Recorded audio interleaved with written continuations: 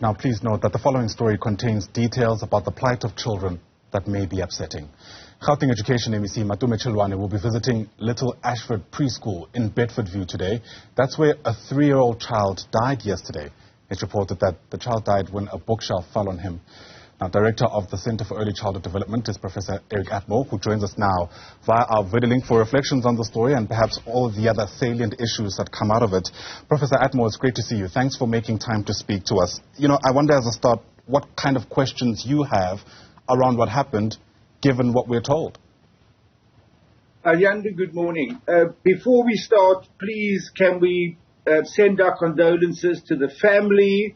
It is a tragic event, it is devastating, and we cannot imagine what that family is going through and what the staff at the Early Childhood Center are.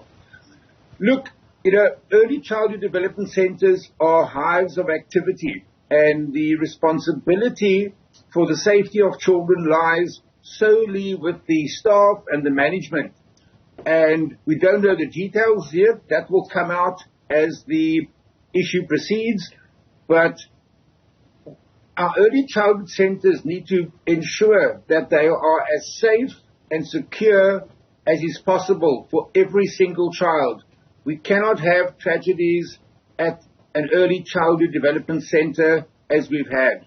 Yeah, our school has, our team has interacted with some of the family. I think it was the grandfather and the father of this 3-year-old. And part of what they've been able to share with us is that, as far as they understand, the child just merely touched this bookshelf. And that's how I imagine it tipped over and fell on him. Something like that, at least at face value, can't be acceptable, especially in an early childhood development center. It's not acceptable. There are very strict regulations and compliances about equipment and about behavior at an early childhood development center. I think one of the big dangers is that we have large items of equipment. We have bookcases, we have shelving, we have large toys, we have outdoor equipment, and all of these need to be in 100% tip-top condition. Now, we don't know what the circumstances are that will come out, but if a bookcase was rickety or unstable, that should not be the case. It is the duty of the management and of the head of the ECD center every morning to check that everything is as safe and secure as possible for the young children. Remember, young children are boisterous, they run around, they knock things, so we can't have bookcases or any large equipment which is unstable, and the investigation will reveal exactly what happened. Yeah, what we do know so far, at least been told, is that there were adults in the room at the time, and not just anybody, but the principal and 2 teachers. What kind of accountability should they take, or do you reckon our kind of probing should expand beyond just who was in the room at the time when this happened? Look, at an early childhood development center, you have adults who have the responsibility to ensure the safety of children. Now, that's not sufficient. Those adults need to be appropriately trained. They need to be able every morning to look at the environment and secure everything. So if that bookcase was rickety or standing on an edge of something, that should have been picked up.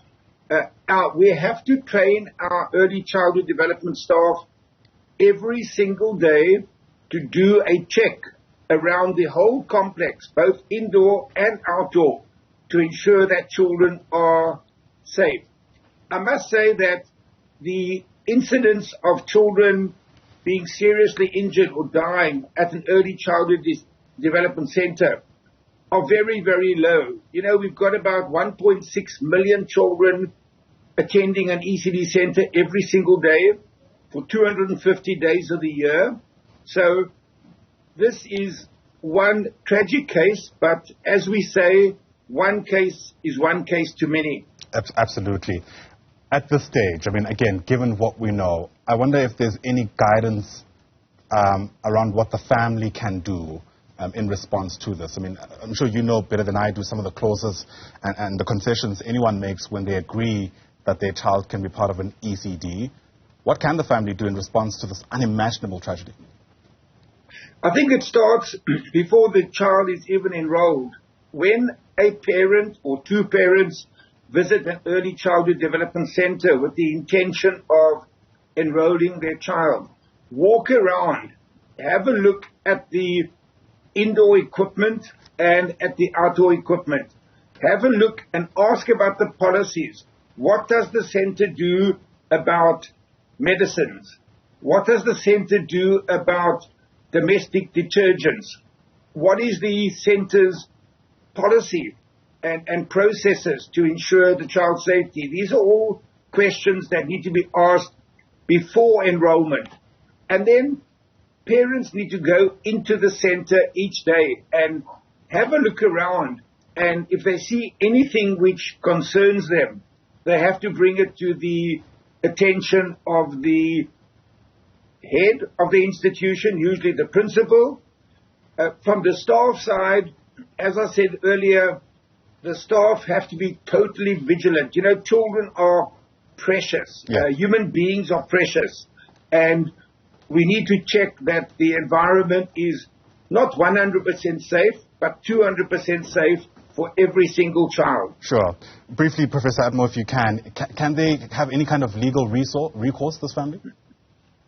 Yes, I'm not a lawyer, but right. I would imagine that there is always recourse. There will be an inquiry, and we sit back and we wait to hear what happened. But we have to learn from this.